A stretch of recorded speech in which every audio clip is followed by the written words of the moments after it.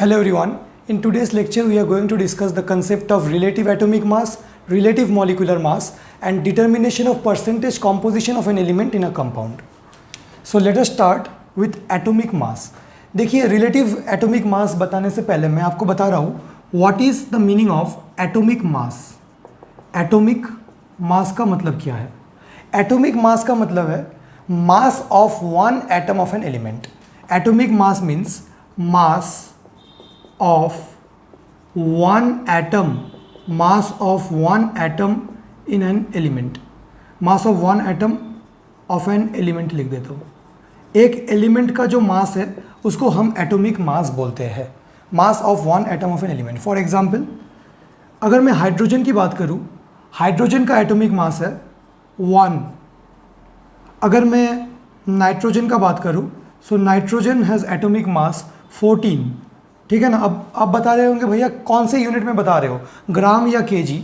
देखिए atomic mass के लिए हम अलग से एक यूनिट यूज़ करते हैं जिसे हम बोलते हैं AMU, atomic mass unit. AMU, atomic mass unit. And what is AMU? 1 AMU is equal to 1.67 into 10 to the power -27 kg. This is the value of 1 AMU. तो अगर आप हाइड्रोजन का मास को 1 AMU को अगर आप कन्वर्ट करना चाहो kg में, so you can multiply with 1.67 into 10 to the power -27 kg. And if you want to convert it into gram, it will come out to be 1.67 into 10 to the power -24 kg.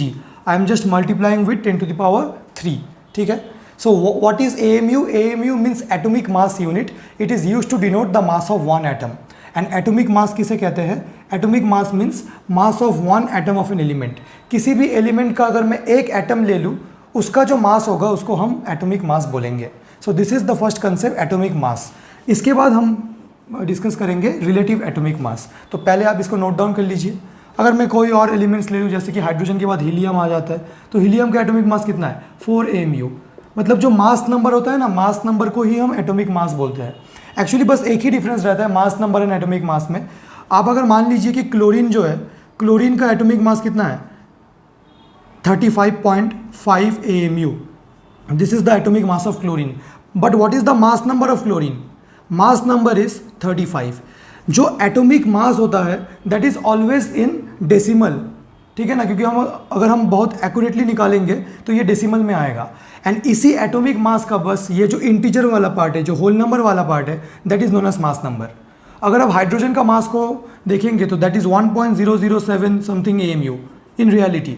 और अगर हम mass number की बात करूं, बस ये whole number वाला part. So mass number is 1.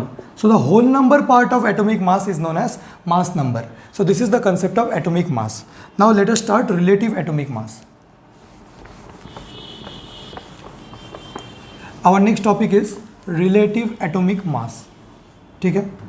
relative atomic mass को हम ऐसे डिनोट करते हैं RAM. relative atomic mass. What is relative atomic mass? Relative atomic mass is defined as mass of one atom of element, mass of one atom of element divided by 1/12 into mass of carbon 12 atom. देखिए थोड़ा सा अजीब सा definition है. पहले एक बात देख लीजिए इसको, फिर मैं एक्सप्लेन कर रहा हूँ कि इसका मतलब क्या है. पहले ही मैंने आपको बताया है कि मास of one atom of an element is the atomic मास.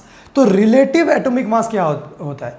क्या इसका मतलब ऐसा है भैया कि रिलेटिव एटॉमिक मास मतलब एटम्स का जो रिश्तेदार है उनका मास? नहीं, ऐसा नहीं होता है.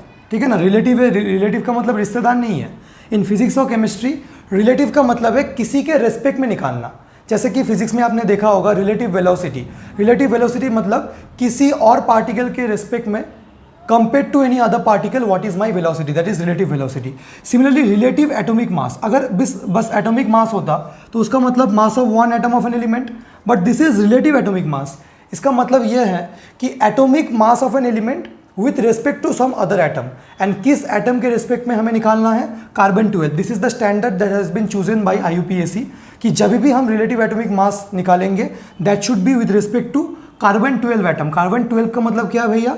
देखिए कार्बन का दो आइसोटोप्स है, one is carbon 12 and another is carbon 14. यहाँ पे 12 this denotes the mass number.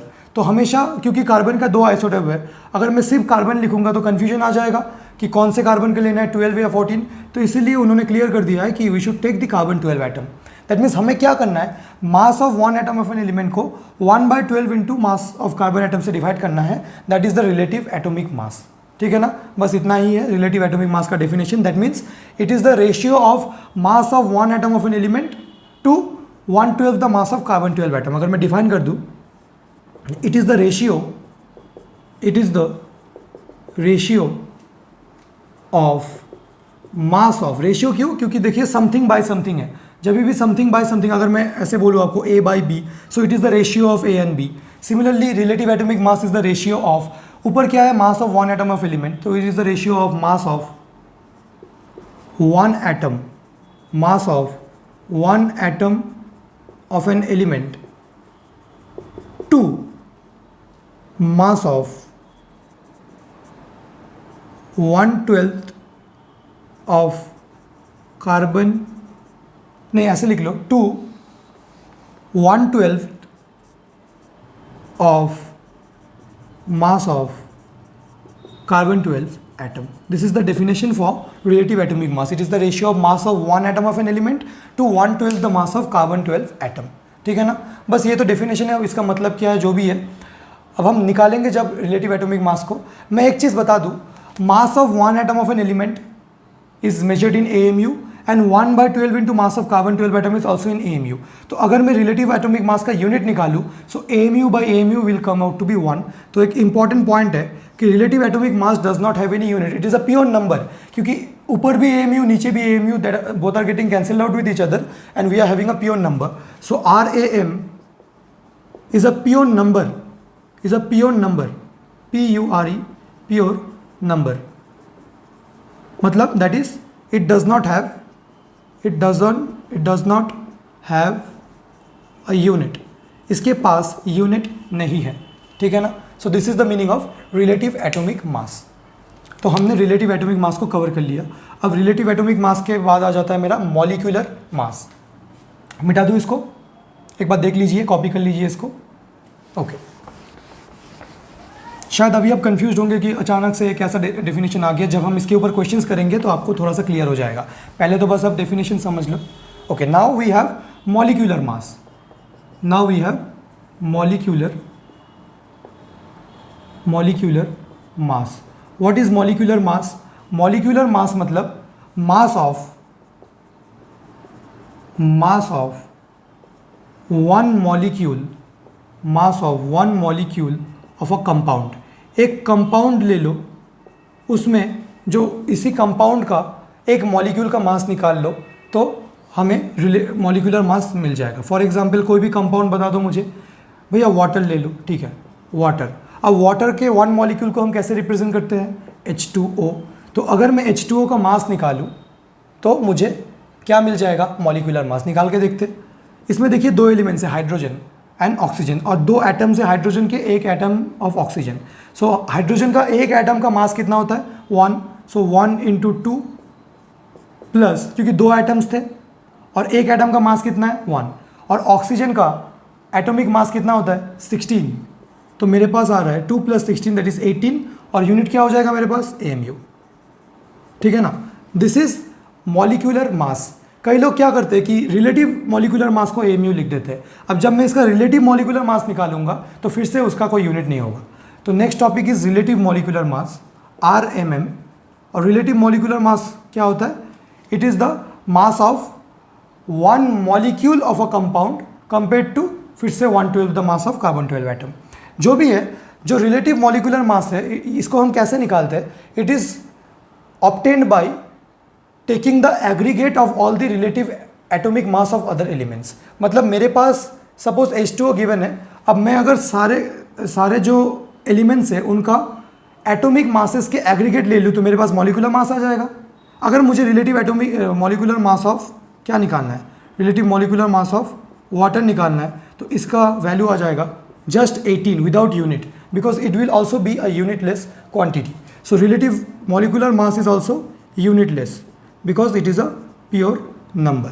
ठीक है ना। तो आप molecular mass and relative molecular मास में कंफ्यूज मत होना, बस ये दोनों सेम ही होते हैं, बस क्योंकि हमें रिलेटिव टू कार्बन 12 निकालना है। और जो भी हो जाए, मेरे पास हमेशा क्या होना चाहिए, मेरे पास, मैं आपको दिखा ही रहा हूँ रिलेटिव मॉलिक्यूलर मास को कैसे डिफाइन करते हैं। वो लोग बोलते हैं रिलेटिव मॉलिक्यूलर मास को molecular mass by 1/12 into mass of carbon 12 atom, इसका मतलब 1 AMU, molecular mass by 1 AMU। तो व्हाट इज मॉलिक्यूलर मास अगर मैं वाटर के लिए निकाल लूँ, 18 AMU बाई 1 AMU। So AMU gets cancelled, comes out to be 18, ठीक है।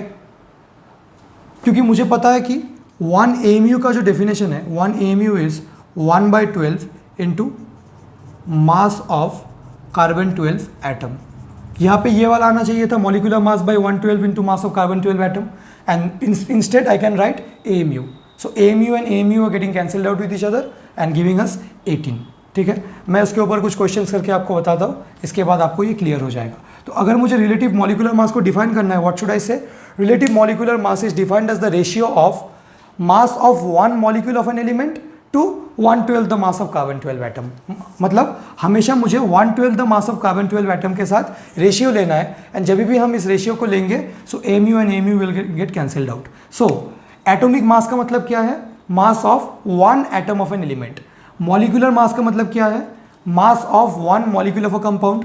What is relative atomic mass, atomic mass with respect to 1 AMU, और फिर atomic mass with respect to 1/12 the mass of carbon 12 atom, that is only 1 AMU। Similarly relative molecular mass is the ratio of mass of one molecule of a compound to 1/12 the mass of carbon 12 atom, 1/12 the mass of carbon 12 atom. यहाँ पे आप definition भी लिख सकते हो, ratio of mass of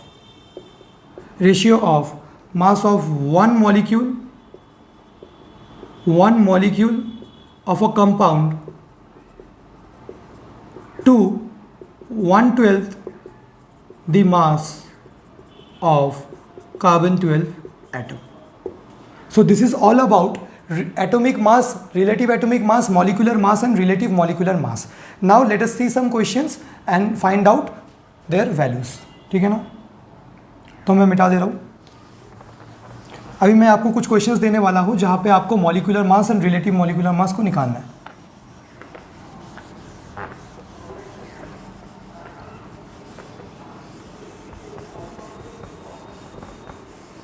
okay, so the question is, यहाँ से मैं दे देता हूँ आपको क्वेश्चन कुछ, कैलकुलेट द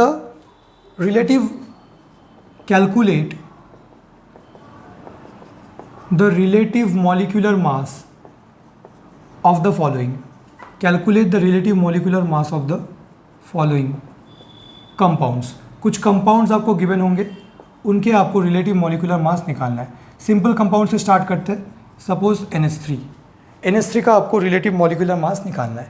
तो क्या किया जाए, पहले तो molecular mass निकाल दो, molecular mass mm बोल दे रहा हूँ, molecular mass, ठीक है ना। देखिए यहाँ पे दो एलिमेंट्स है, एक nitrogen and another is hydrogen, and there are 3 atoms of hydrogen. So what is the atomic mass, हमें क्या करना है, हमें हर एक एटॉमिक मास को ऐड करते हुए चलना है। What is the atomic mass of nitrogen, 14 plus, देखिए यहाँ पे मैंने N का निकाल लिया, प्लस अब H का ऐड करूँगा। कितने एटम्स है H के, 3, एंड एक एटम का कितना मास है, 1, so it comes out to be 17 AMU। This is the molecular mass. और अगर आपको रिलेटिव मॉलिक्यूलर मास निकालना है, only 17 AMU will not be in the unit, ठीक है ना। You will find a lot of teachers जो रिलेटिव मॉलिक्यूलर मास के साथ यूनिट लिख देंगे, मतलब वो ऐसे ही करेंगे, बस यहाँ पे एक AMU डाल देंगे, but that is absolutely wrong, क्योंकि this is a ratio. Relative molecular mass and relative atomic mass do not have any unit, it is a ratio, units get cancelled out, ठीक है ना। This is the relative molecular mass, 17 only. Okay, next question, you have to find the relative molecular mass of cane sugar, that is C12H22O11, ठीक है ना। तो पहले मैं molecular mass निकाल रहा हूँ। Okay, so how many atoms of carbon, 12 atoms of carbon, and what is the mass of one carbon, the mass is 12 AMU, plus इसको मैं यहाँ से मिटा रहा हूँ। ओके, अच्छा मैं नीचे लिख देता हूँ, ये प्लस है, स्पेस कम है यहाँ पे, मैं नीचे लिख रहा हूँ, प्लस 22 इंटू 1। देखिए 22 एटम्स है हाइड्रोजन के and 1 atom has atomic mass 1। आपको सारे एटॉमिक मास याद होने चाहिए। And 11 into what is the atomic mass of oxygen? Atomic mass of oxygen is 16। Okay, so I have 12 into 12 that is 144 plus 22 plus what is 16 into 11? 16 into 11 आप calculate कर लीजिए, that comes out to be 176। And अगर आप इनको add करेंगे तो आपका जो फाइनल आंसर है that should come out to be 342 AMU। This is the molecular mass of sucrose. इसको सुक्रोज भी बोलते हैं, केन शुगर एंड सुक्रोज। पर अगर आपको रिलेटिव मॉलिक्यूलर मास निकालना है, so relative molecular mass will be only 342। ठीक है ना? Let's look at the next question. Next question में आपको बोला गया है कि you have to find the relative molecular mass of CuSO4 dot 5H2O. This is the hydrated salt of copper sulfate. Copper sulphate pentahydrate. ये dot जो बीच में है, डॉट से जो सेपरेटेड है, this is known as water of crystallisation. Water of crystallisation आपको पता अगर नहीं है, water of crystallisation. So this is the water molecule. 5 molecules of water are loosely bounded to CaSO4 molecule. मतलब जब CaSO4 का मॉलिक्यूल फॉर्म हुआ होगा तो ये 5 वाटर मॉलिक्यूल इससे लूजली बाउंड हो गए होंगे। So you should learn it from your teacher. I am not going to cover this, I just want to find.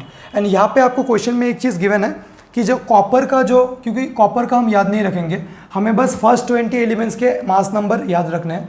Copper का जो एटॉमिक मास आपको गिवन है क्वेश्चन में that is 63.5। This is given to you. The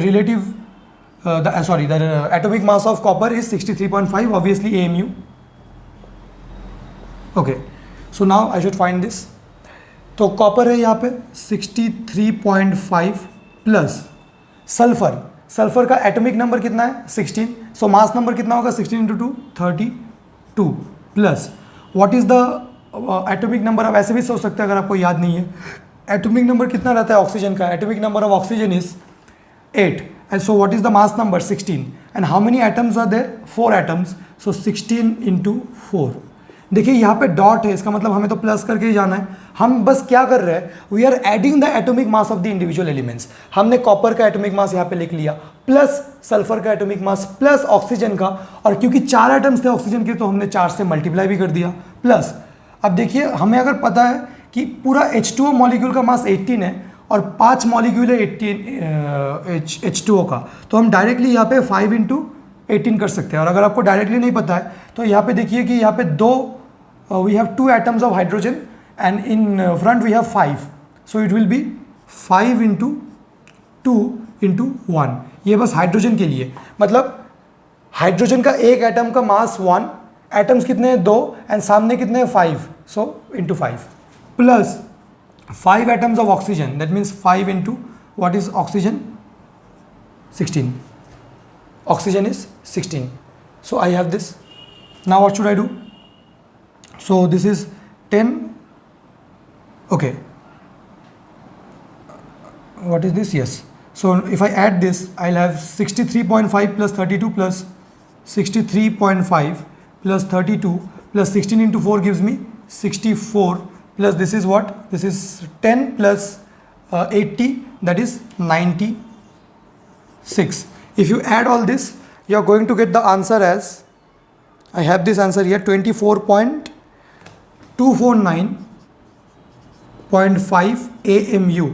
But remember, this is the molecular mass. If I have to find the relative molecular mass, I have to divide by AMU. That means I have to just remove the unit. I will get 249.5 AMU.